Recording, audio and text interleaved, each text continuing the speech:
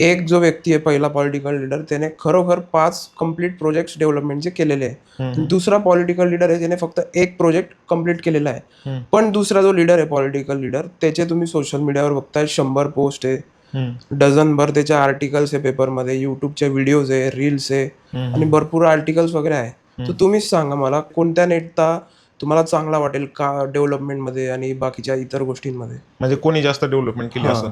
Obviously second. सेकंडवाला. तर मी तुम्हाला एक डेटा देतो. 2014च्या जे इंडियन जनरल इलेक्शन झालं होतं, त्याच्यात बीजेपी पार्टीने 3D रॅलीज केल्या होत्या, ज्याला आपण होलोग्राफिक रॅलीज असं म्हणतो.